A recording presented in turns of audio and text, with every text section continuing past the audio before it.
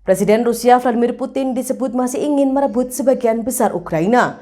Penilaian tersebut disampaikan oleh Direktur Intelijen Nasional Amerika Serikat Avril Haines pada Rabu 29 Juni 2022.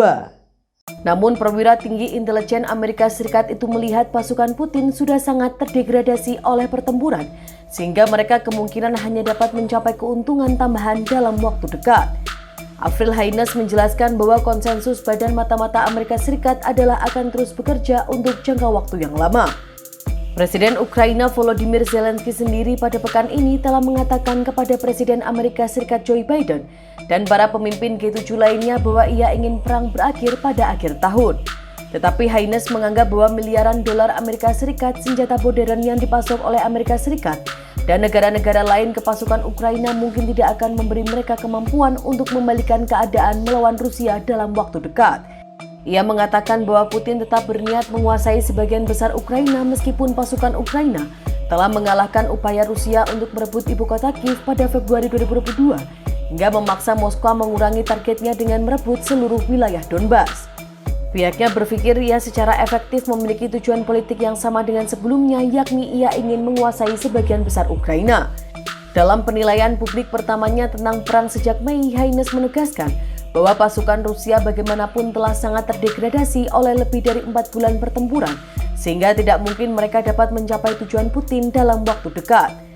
Haines mengatakan badan-badan intelijen Amerika Serikat melihat 3 skenario yang mungkin terjadi dalam perang Rusia-Ukraina ke depan.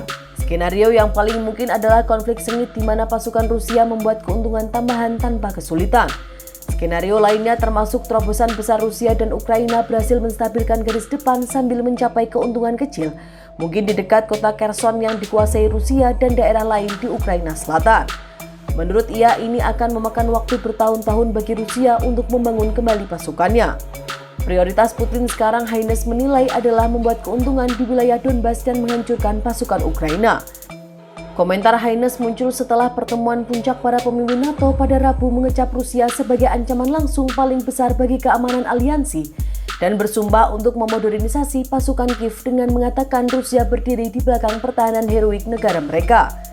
Rusia seperti diketahui telah meluncurkan apa yang disebutnya sebagai operasi militer khusus ke Ukraina pada 24 Februari untuk menghilangkan apa yang dianggapnya sebagai pemerintah fasis yang mengancam keamanannya. Di sisi lain, Ukraina, Amerika Serikat, dan negara-negara lain mengatakan Rusia melakukan perang agresi yang tidak dapat dibenarkan terhadap tetangganya.